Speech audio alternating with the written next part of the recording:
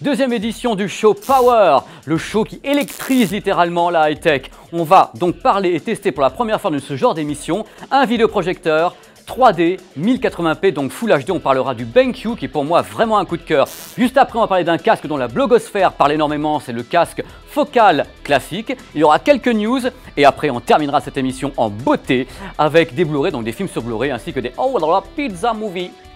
Power. Hey hey. Non, ceci n'est pas un Ghetto Blaster.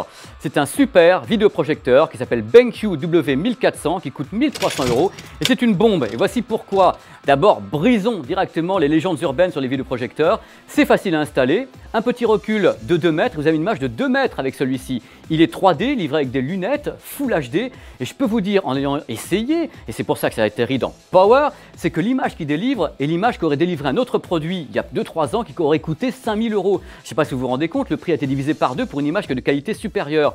Donc si vous le pouvez, vous avez bien sûr un téléviseur à la maison, si vous avez la place et la possibilité financière et tout, d'acheter en plus un vidéoprojecteur pour avoir une grande image chez vous, en plus de très belle qualité, le BenQ W1400 est mon choix du moment. Vous allez commencer à me connaître, j'adore les casques parce que j'adore la musique. Alors pour vous donner un ordre d'idée, il s'est vendu 20 millions de casques au premier semestre 2013 dans le monde. C'est quand même pas rien comme marché, mais tous les marchés n'intègrent pas cette merveille. C'est le nouveau casque signé Focal. Alors Focal, pour les gens qui ne connaissent pas, c'est une marque française, alléluia, cocorico, qui a été fondée déjà il y a longtemps, plus vieux que moi, c'est pour vous dire. Et leur premier casque date de 2012, ça a été le Focal One. Mais depuis, ils ont fait des progrès, ils savent faire des casques maintenant, des encore plus beaux, plus jolis. Et voici le classique. Alors le classique, c'est un casque d'intérieur. Intérieur, on insiste. Il a été conçu pour une écoute domestique dans le calme. Par contre, le seul défaut, comme il est très bon, très cadencé, très neutre, très doux, il n'accepte que les signaux de qualité. On s'explique, il faut le brancher à un lecteur de CD ou à une chaîne ou un truc comme ça, mais pas du MP3 pourri parce que là, il va vous dire « Ouah, j'en veux pas, j'en veux pas, j'en veux pas ». Donc c'est un de mes coups de cœur parce que pour les gens qui aiment la musique et le beau son, c'est vraiment de la balle. Je suis un magicien de temps en temps, vous allez voir le super effet spécial que je vais vous faire. 1, 2, 3.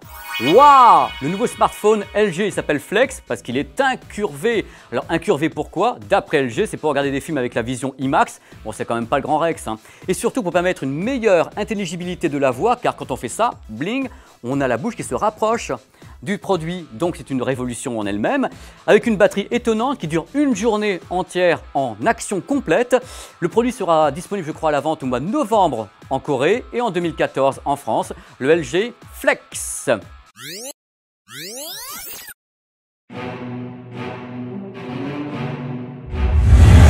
On commence directement avec un film que j'aime beaucoup et qui n'a pas eu beaucoup de succès quand même, qui s'appelle Upside Down. Alors Upside Down, c'est un scénario totalement atypique, c'est ça qui m'a plu. J'aime les films un peu différents. Imaginez-vous, demain matin, vous vous réveillez, vous avez un monde parallèle au-dessus de votre tête, c'est-à-dire tout simplement une autre Terre avec une gravité inversée. C'est quand même fou comme scénario. Ah bah tiens justement, tu tombes bien toi qui es Upside Down. Tu vas un peu nous parler de la qualité technique de ce Blu-ray.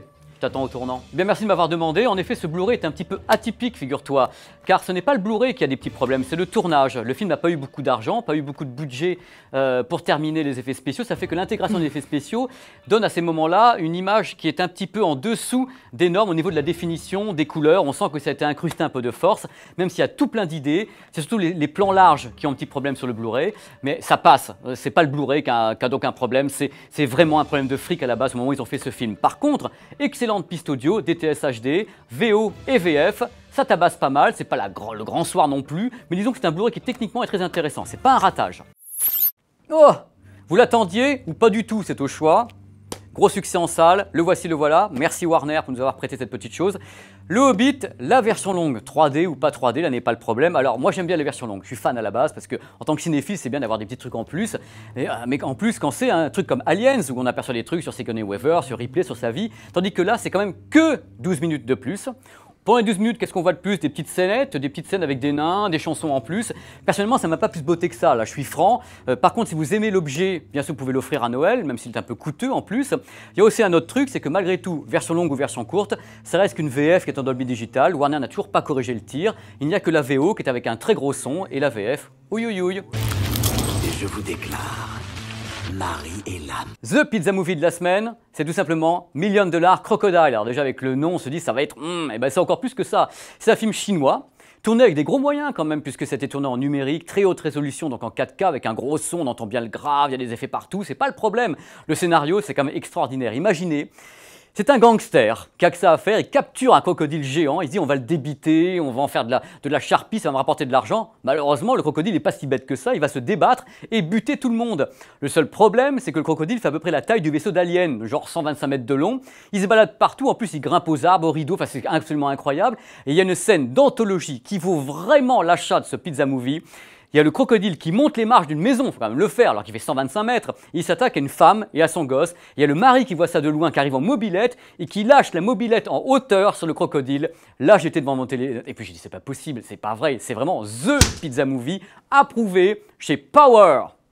Power. Et bien voilà, c'est la fin de ce deuxième numéro de Power. Je suis très heureux, j'espère que ça vous a plu également. N'hésitez pas à partager cette vidéo, à faire grossir cette émission. On aura comme ça de plus en plus de sujets, de plus en plus de trucs à vous dire. Ça va évoluer au fil du temps. Merci déjà pour les accueils pour le premier numéro et j'espère que celui-ci vous a encore plus plu. C'est joli en français, plus plu.